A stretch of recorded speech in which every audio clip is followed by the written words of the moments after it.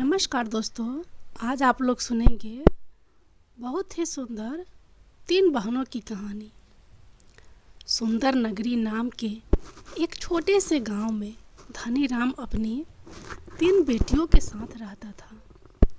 उसकी सबसे छोटी बेटी बहुत ही सुंदर और गुणवान थी। धनीराम अपनी दोनों बेटी उषा और पीकू से भी ज़्यादा प्यार अपनी छोटी बेटी सोना से करता था। धनीराम, अरे कहाँ हो मेरी प्यारी बेटियों, देखो मैं तुम्हारे लिए कितने सुंदर सुंदर उपहार लेकर आया हूँ।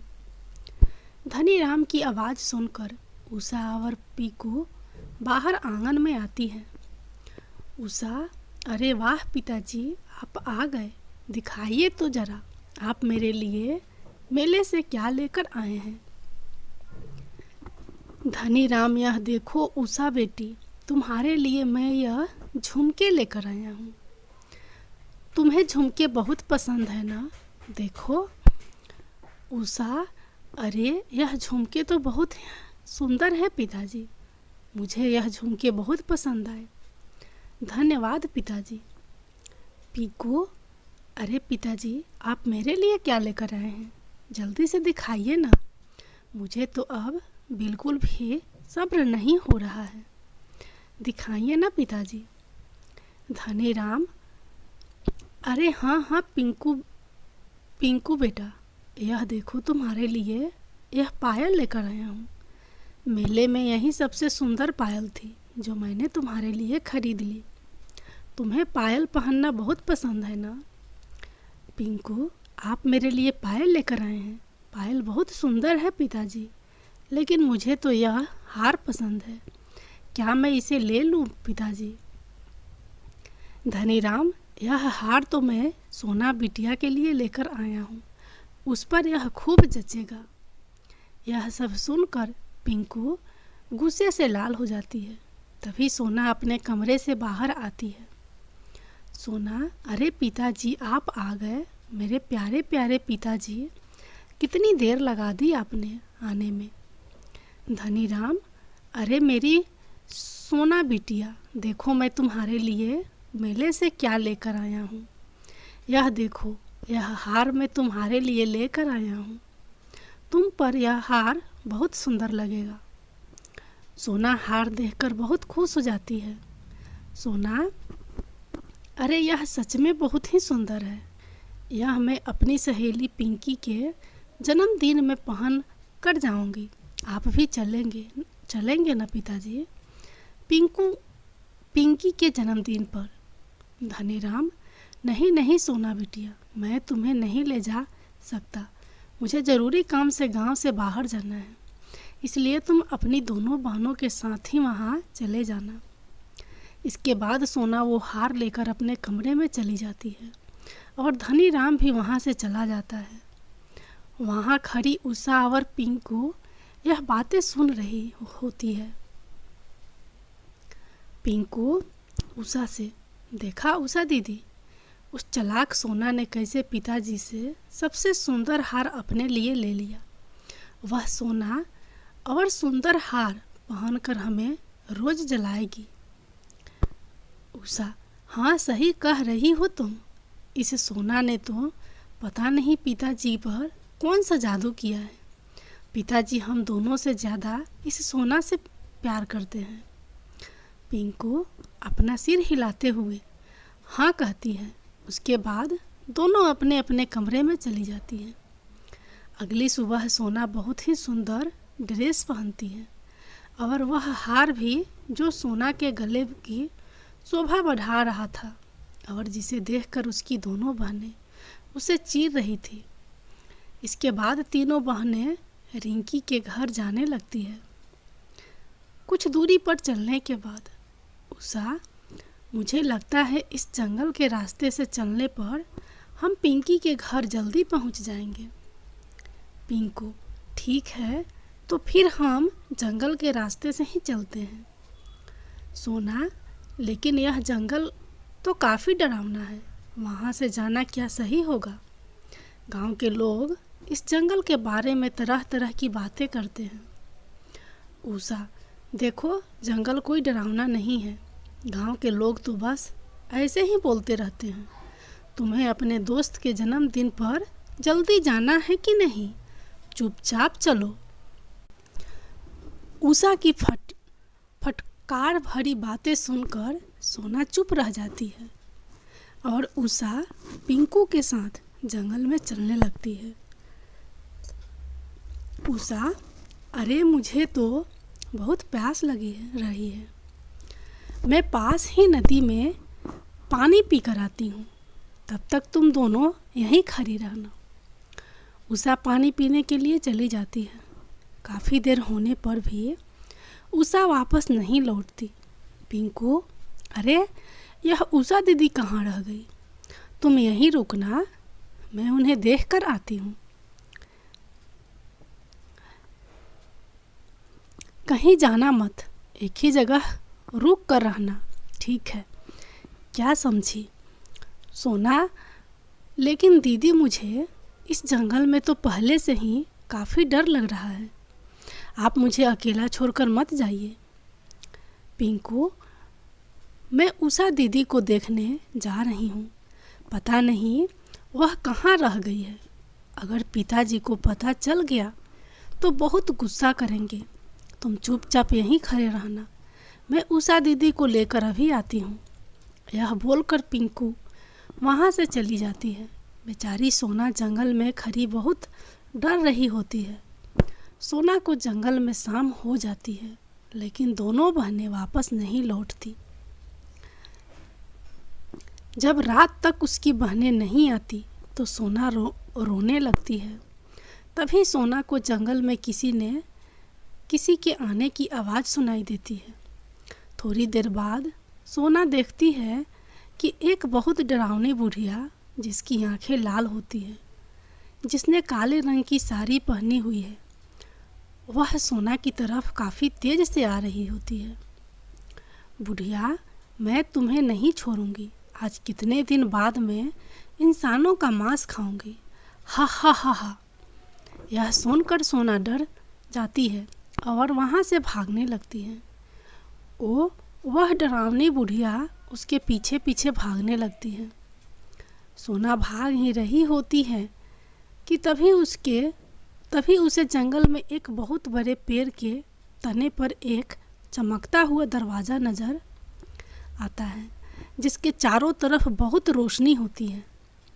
सोना उस चमकते हुए दरवाजे के अंदर चली जाती है। उस दरवाजे के अंदर एक अलग ही दुनिया होती है। वहाँ चारों तरफ सुंदर सुंदर फूल होते हैं और अलग अलग तरह के जानवर भी।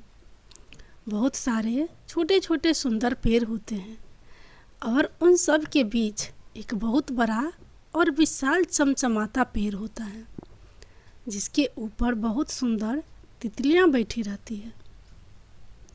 उस पर रंग बिरंगे फल भी लगे रहते हैं, जो देखने में बहुत सुंदर लग रहे होते हैं। उस विशाल पेड़ के सामने बहुत सुंदर नदी भी होती है। सोना नदी के किनारे बैठ जाती है। थोड़ी देर बाद सोना को प्यास लगती है।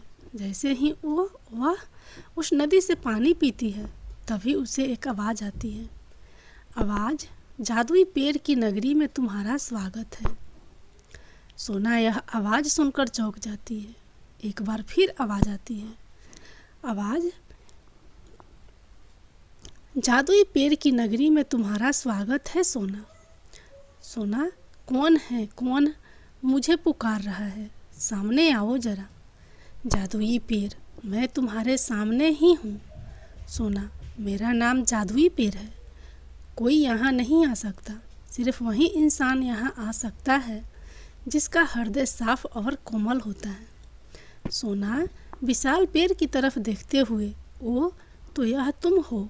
क्या तुम जादुई पेड़ हो? तुम बड़ी ही सुंदर और विशाल हो।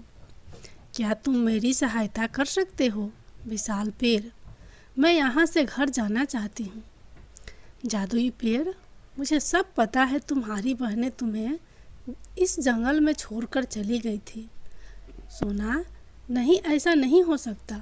ज़रूर कोई बात हुई होगी। मेरी बहनें मुझसे बहुत प्यार करती हैं, वे ऐसा नहीं कर सकती। और सोना रोने लगती है। जादुई पेड़, चुप हो जाओ सोना, तुम यहाँ सुरक्षित हो। सोना, हे सुंदर पेड़, क्या मैं अब कभी घर नहीं जा पाऊंगी? जादुई पेड़, नहीं सोना, तुम अपने घर जरूर जाओगे, लेकिन मैं तुम्हें इस जंगल से बाहर नहीं ले जा सकता हूँ। जब कोई भला इंसान मेरी इस नदी का पानी पिएगा तो वहीं तुम्हें इस जंगल से बाहर ले जा पाएगा। तुम्हें उसका इंतज़ार करना होगा, और जब तक वह नहीं आ जाता तुम्हें इसी जंगल में ही रहना होगा। कुछ देर बाद जादुई पेड़, मुझे बहुत भूख लगी है जादुई पेड़। सोना, तुम मेरी टहनियों में से एक पत्ता तोड़ो और आंखें बंद करके जो तुम मांगोगी वही सब तुम्हारे सामने होगा। सोना उस पेड़ से एक पत्ता तोड़ती है और आंख बंद करके अपनी इच्छा रखती है। तभी उसके सामने अनेकों तरह के मज़ेदार पकवान आ जाते हैं। जब भी सोना को भूख लगती, सोना ऐसा ही करती। ऐसे ही जंगल में सोना को बहुत दिन बीत जाते हैं। सोना रोज़ किसी के आने का इंतज़ार करने लगी कि कब कोई आए और उससे उसके घर लेकर जाए। एक दिन सोना उस विशाल पेड़ की छाया में बैठी थी कि तभी अचानक एक फूल आकर सोना के सिर पर गिरा। जब सोना उस फूल को अपने हाथ में लेती है तो उसमें से 2 तितलियां निकलती हैं। सोना उन तितलियों को देखकर बहुत खुश हो जाती है। वह तितलियां उड़ने लगती हैं। सोना भी उसके पीछे भागने लगती है। सोना तितलियों के पीछे भाग रही होती है कि तभी उसे एक बूढ़े आदमी की रोने की आवाज़ सुनाई देती है। बूढ़ा आदमी, अरे मुझे बहुत प्यास लगी है, कोई तो मुझे पानी पिलाओ। सोना पास जाकर देखती है कि एक बूढ़ा आदमी एक छोटे से पेड़ के नीचे बैठा रो रहा था। वह दिखने में काफ़ी डरावना था, जो सफ़ेद कपड़े पहने हुए था। सोना उसके पास जाती है। सोना, कौन हो आप और आप रो क्यों रहे हो? बूढ़ा आदमी, मुझे बहुत ज़ोर की प्यास लगी है, मुझे पानी पिलाओ सुंदर लड़की। सोना, लेकिन आप हैं कौन और इस जंगल में कैसे आए? बूढ़ा आदमी, मैं विशाल गढ़ का राजा अमर सिंह हूँ। मैं यहाँ एक बार शिकार करने के लिए आया था। मैंने यहाँ इस जंगल में एक भालू देखा था और उसे अपने तीर से घायल कर दिया। लेकिन वह कोई साधारण भालू नहीं था, बल्कि एक तपस्वी था जो भेष बदलकर तपस्या कर रहा था। उसने मुझे श्राप दिया और मैं एक सुंदर राजकुमार से एक बुरी शक्ल का बूढ़ा इंसान बन गया। तभी से मैं इस जंगल में कैद हूँ। मैं कई सालों से बहुत प्यासा हूँ, मुझे पानी चाहिए, लेकिन मैं इस पेड़ के नीचे उठ नहीं सकता, पेड़ के नीचे से उठ नहीं सकता। ना जाने मुझे कब इस हालत से मुक्ति मिलेगी। क्या तुम मुझे पानी पिला सकती हो? सोना, हाँ, मैं अभी पानी लेकर आती हूँ। सोना वापस उस जादुई पेड़ के पास जाती है और उससे पेड़ की टहनियों से पत्ते तोड़ लेती है। विशाल पेड़ के चौड़े पत्ते में पानी भरती है और उस बूढ़े आदमी के पास जाती है। सोना, यह लो, तुम पानी पी लो। बूढ़ा आदमी जैसे ही उस पानी को पीता है, अचानक से एक सुंदर राजकुमार में बदल जाता है। राजकुमार, अरे मैं तो पहले जैसा जवान और आकर्षक हो गया हूँ। तुम्हारा बहुत बहुत शुक्रिया सुंदर लड़की। तभी उन दोनों को एक आवाज़ सुनाई देती है। जादुई पेड़, राजकुमार अमर सिंह, तुम शराब से मुक्त हो गए हो। सोना एक साफ दिल की लड़की है जिसके हाथ से पानी पीकर तुम दोबारा से अपने असली रूप में आ गए हो। अब तुम इस सोना को इस जंगल से बाहर लेकर जा सकते हो, क्योंकि तुम्हारी एक गलती की सज़ा तुम्हें अब मिल चुकी है और तुम्हारा दिल भी सोना की तरह एकदम साफ है। राजकुमार, जादुई पेड़ राजकुमार जादुई पेड़ से कहता है, क्या अब हम इस जंगल से बाहर जा सकते हैं? लेकिन कैसे? जादुई पेड़ ने कहा, मेरे सामने वाली नदी के जरिए तुम इस जंगल से बाहर चले जाओ। उस पार जाते ही तुम अपनी दुनिया में चले जाओगे। तभी पेड़ की शक्तियों से अचानक से उस नदी में एक सुंदर नाव आती है। जादुई पेड़, यह नाव तुम्हें उस पार पहुंचा देगी। मेरे बच्चों, सोना, तुम्हारा बहुत बहुत धन्यवाद जादुई पेड़। तुम बहुत अच्छे हो, मैं तुम्हें बहुत याद करूंगी। जादुई पेड़, ये टहनियों में से एक पत्ता तोड़ो, सोना, और अपने साथ ले जाओ। तुम्हें जब भी मेरी याद आएगी मैं तुम्हें सामने आ जाऊंगा। लेकिन कभी कभी किसी को मेरे बारे में कुछ मत बताना। मैं एक रहस्यमय पेड़ हूँ।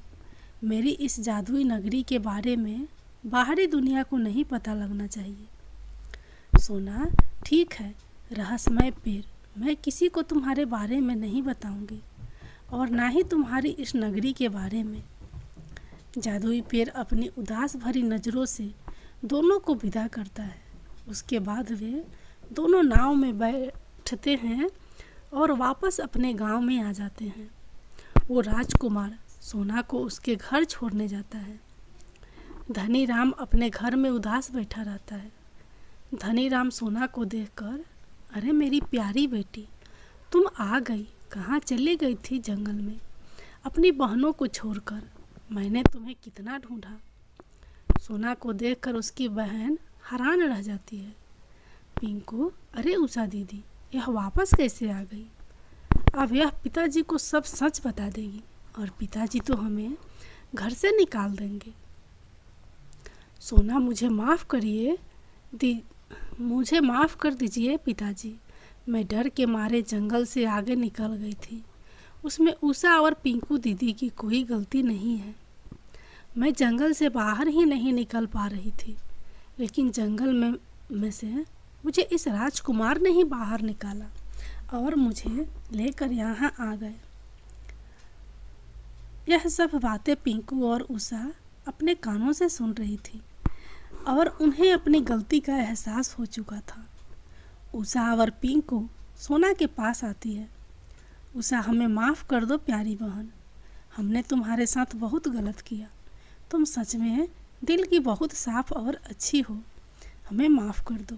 सोना, कोई बात नहीं मेरी प्यारी बहनों, मुझे पता है आप दोनों मुझसे बहुत प्यार करती हो। मेरे लिए इतना ही काफ़ी है कि आप लोगों को अपनी गलती का एहसास हो गया। मुझे आप लोगों से कोई शिकायत नहीं। इसके बाद तीनों बहनें गले मिलती है। धनी राम, हे राजकुमार, तुम मेरी सबसे प्यारी बेटी को जंगल से निकाल कर लाए हो। तुम्हारी वजह से ही सोना हमें दोबारा मिल पाई है। तुम बहुत बहादुर हो। क्या तुम हमेशा के लिए सोना की रक्षा करोगे? तुम मेरी बेटी सोना से विवाह करोगे? राजकुमार, हाँ क्यों नहीं, मैं सोना से ही विवाह करूँगा। सोना बहुत ही साफ दिल की और अच्छी लड़की है। यह मेरे लिए सौभाग्य की बात होगी अगर सोना मेरी पत्नी बनेगी।